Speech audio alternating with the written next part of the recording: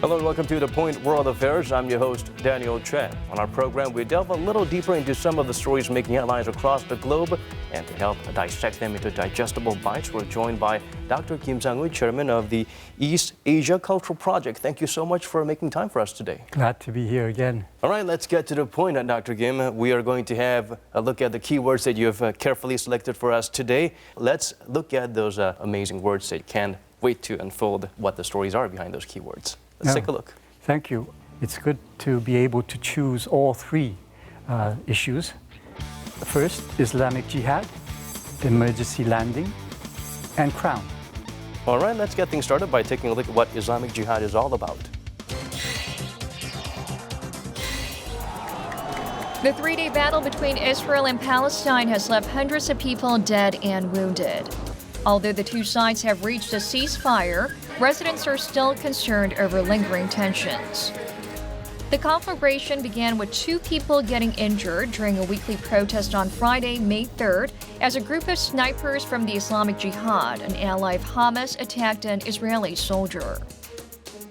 Israeli forces deployed tanks and fighter jets to attack strongholds of the Islamic Jihad and Hamas, as well as more than 350 locations in Gaza, including mosques and media centers.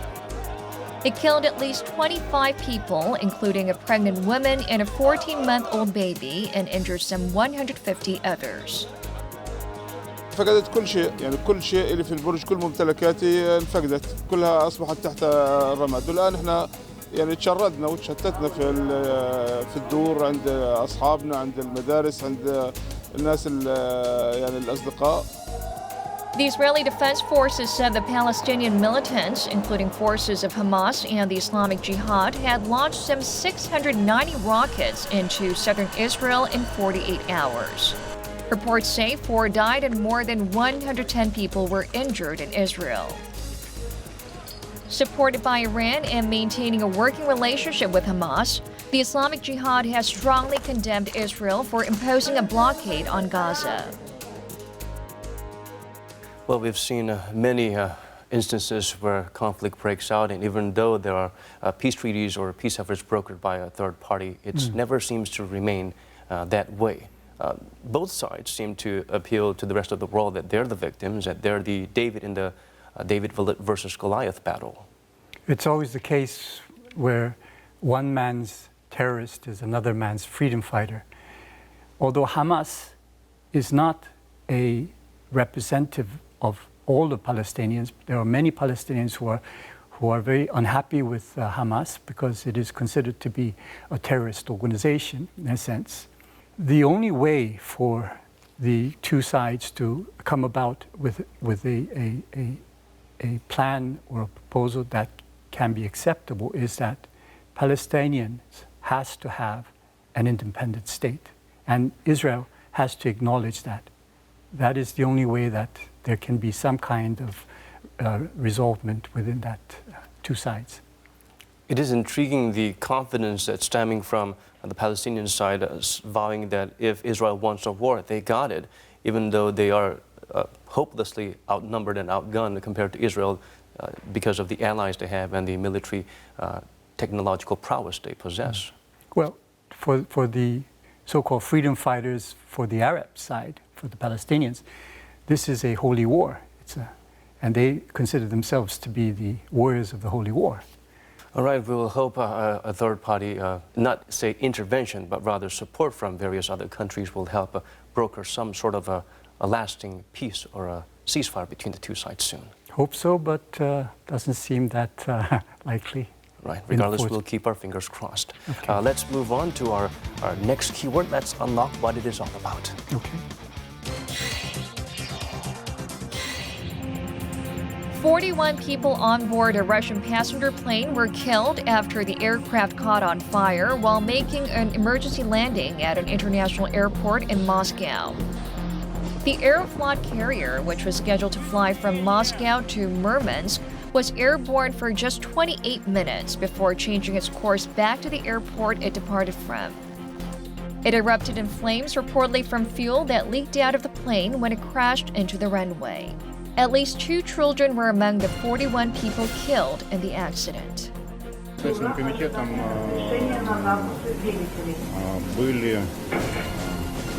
было извлечено 41 тело погибших. На сегодняшний момент правительственной комиссией и оперативным штабом проводятся мероприятия по работе с родственниками погибших. The model of the aircraft involved in the accident is Sukhoi Superjet 100, the first post-Soviet commercial airliner designed and built in Russia.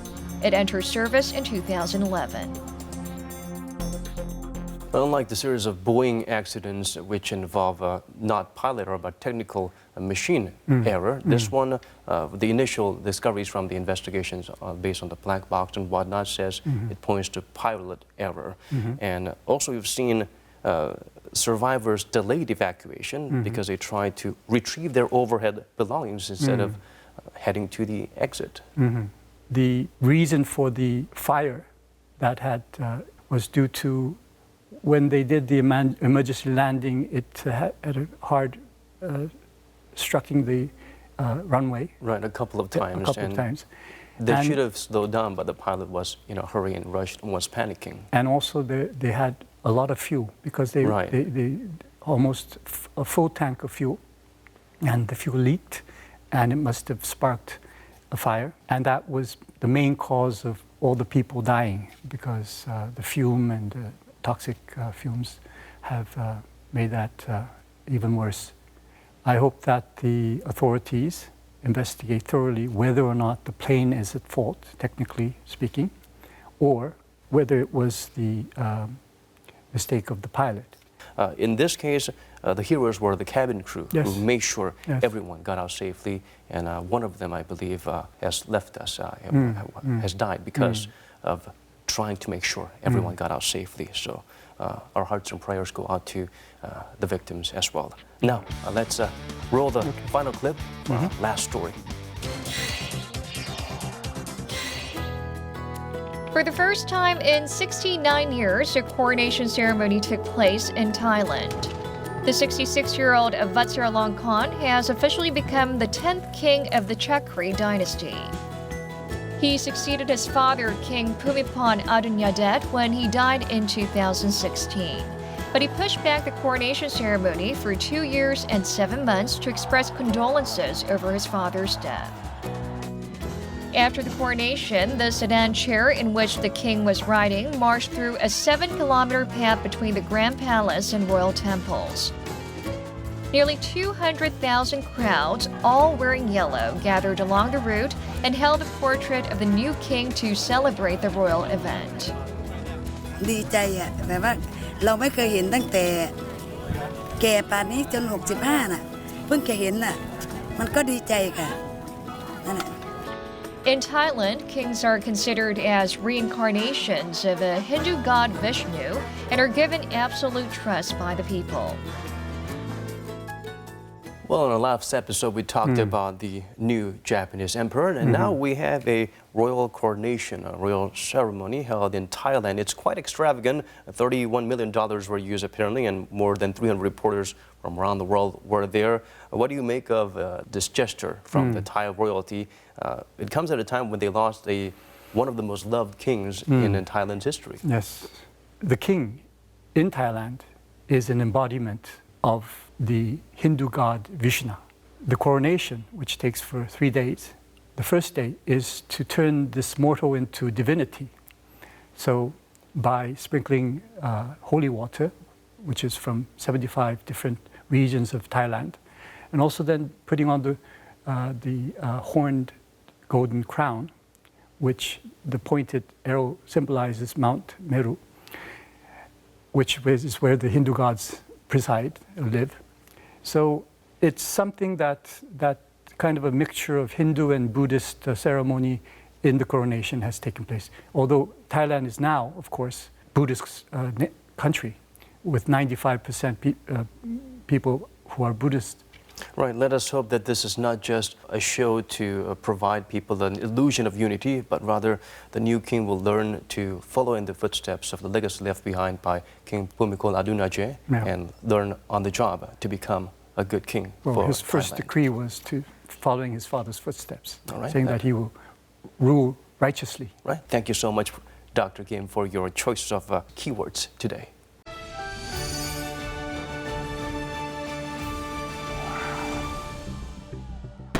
The main topic of the point is the failed anti-government coup attempt in Venezuela. The South American nation was left in chaos amid the tug-of-war between the president and the opposition leader for full control of the country. But attempts to overthrow Nicolas Maduro are being met with obstacles. On April 30th, a military uprising erupted as self-proclaimed interim President Juan Guaido urged President Maduro to step down. In the protest, at least 4 people were killed, 230 were injured, and more than 200 were detained.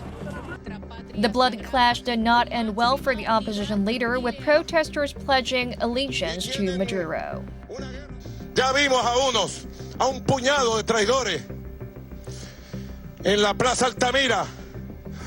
Se llevaron las ametralladoras y los fusiles, se robaron las ametralladoras y fusiles para apuntarlos contra la propia Fuerza Armada y contra el pueblo. Esos fusiles que llevan ustedes, levanten los fusiles en este momento. President Maduro held a parade featuring 4,500 soldiers to show his defiance and strength, and U.S. media, meanwhile, criticized the Trump administration for overestimating anti-Maduro forces and misreading the political situation there. Although the coup did not succeed, opposition activists are still protesting against the government. The protesters and the opposition bloc continue to call on Maduro to step down, saying that problems including corruption, inflation, and electoral fraud have been rampant since Maduro took power. ¿Y a Nicolás Maduro qué le pido? Nicolás, oye al pueblo, ¿hasta cuándo? President Maduro is accusing the U.S. of plotting a malicious scheme to topple Venezuela's socialist regime. The tension is still in the air as Washington has left the door open for a possible military intervention. Well, for our main segment of the week, as seen in the video clip, it's about the coup attempt that got underway in Venezuela. Dr. Kim, all in all, it was a coup that wasn't. It seemed more like Guaido's failure rather than Maduro's success or victory. I were to speak in the position of Guaido and the opposition, I would not say it was a coup, attempted coup. It was a popular uprising. For the time being, it appears that the opposition and Guaido has made some promises that are not kept. For instance, that the military will join the opposition forces, that on the May 1st protest, it will be the largest gathering, which was not the case. So if he continues to make these kinds of mishaps, there's going to be a problem within the opposition. There can be some division. Well, he does have a support and recognition of many countries around the world that see him as the interim president. Dr. Kim, we'll get back to you in a short while, but for now, we'll connect to another expert from outside of Korea. We're going to connect via Skype with a local expert for more details on this situation. We have Alejandro Velasco, professor at New York University, joining us. Hello, Professor. Hello. Well, thank you for giving us your time. There still are ongoing protests in parts of Venezuela. It seems like things are not going in favor of Guaido and those who want Maduro out. How are the Venezuelan people reacting to the nationwide political conflict? Well, I think for people in Venezuela, the situation is very, it's a cause for a lot of anxiety, in part because what's really on the table is huge amounts of uncertainty. Of course, as we saw, it was very much a failure in terms of generating the kind of military support that he had imagined would back him in this move. And instead, what you had was, yet again, a lot of both his supporters as well as those people who had once supported Maduro and Chavez before him, who might otherwise be inclined to support the opposition, given how deep and severe the crisis is. So I think what you're finding is a sense on the part of Guaido supporters, opposition supporters, a sense that they have been let down yet again. And on the part of those who don't support the opposition but also don't support Maduro, a sense that this is not an opposition that they can trust. And so that creates a tremendous amount of uncertainty, especially as the political dynamic, rather than domestic Venezuela, to a political battle abroad. Well, thank you, Professor, for your time and expertise. We appreciate it. And now back to you, Dr. Kim. It looks like Guaido has the support of the United States. Maduro claimed America is plotting against him and the socialist regime. Let's talk about first Washington's backing, the degree of support and the reason behind it. Because last year's election process had problems, irregularities, therefore the leader of the National Assembly, Juan Guaido, was able to declare interim presidency, and he wants to have a new election, a free election. That has given the justification for the U.S. to come out in support of Guaido and the opposition forces.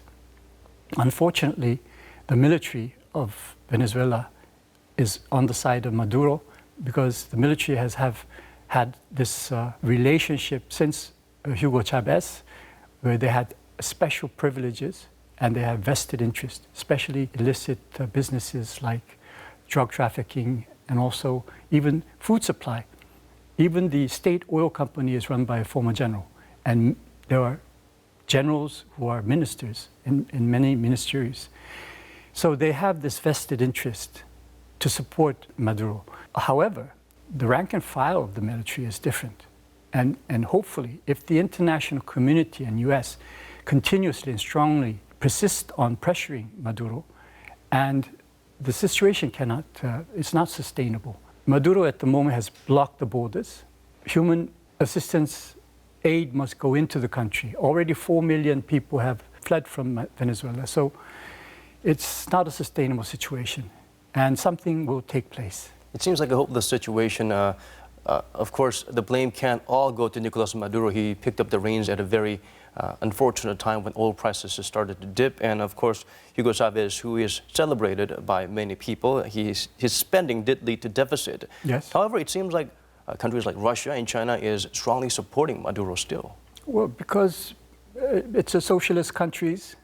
At the same time, it is anti-America, and it also has huge oil reserves, especially for China, that has invested billions of dollars into Venezuela. Right, let us hope that some form of stability comes to Venezuela, especially when you consider the people that suffered the most, barely able to eat out of garbage cans, exactly. Having to travel far across borders just to get necessary basic medication. Tragic situation. Right.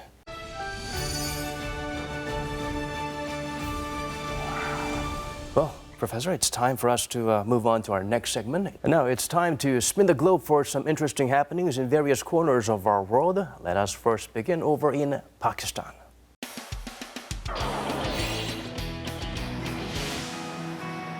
Rachel Javed, living in Karachi, a humble town in southern Pakistan, is getting ready for her morning commute.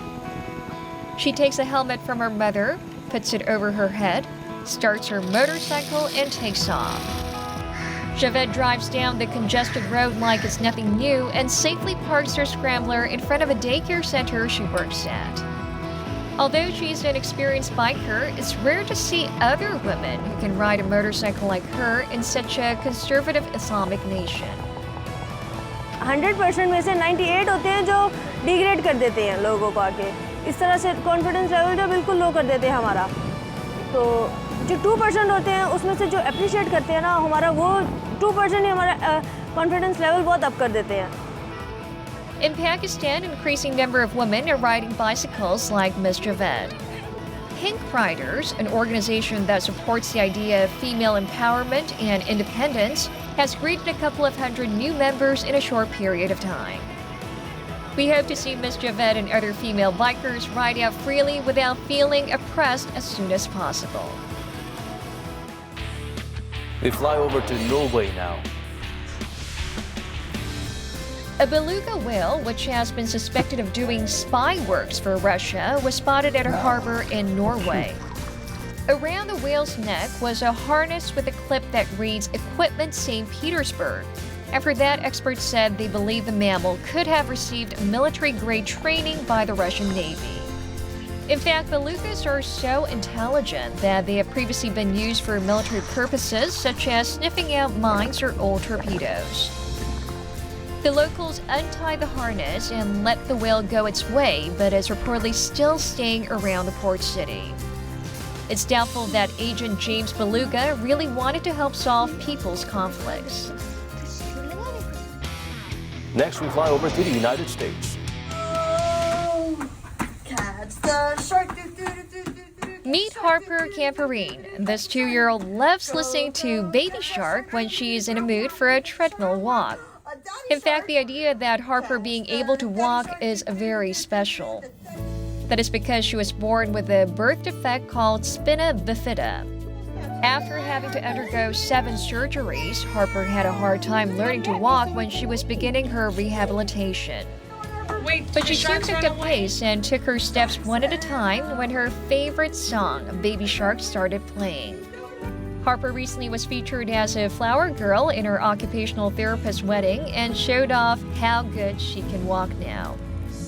We hope Harper to be happy and stay healthy for the rest of her life. Next up, Israel. Welcome to my page. Follow me. If a girl in the Holocaust had an Instagram account, what kind of post could we expect to see? Eva, the leading character of the video, happily spends her time with her loved ones. But things take a big turn as she gets deported to Auschwitz and dies at a young age. The video was made based on the journal of Eva Heyman, who really died 75 years ago in 1994 at the Auschwitz concentration camp. Eva, who wanted to be a journalist, was just 13 years old when she died. One of the reasons why we wanted to go with Eva out of the 30 diaries that we went through is because she's a very modern girl in a lot of ways.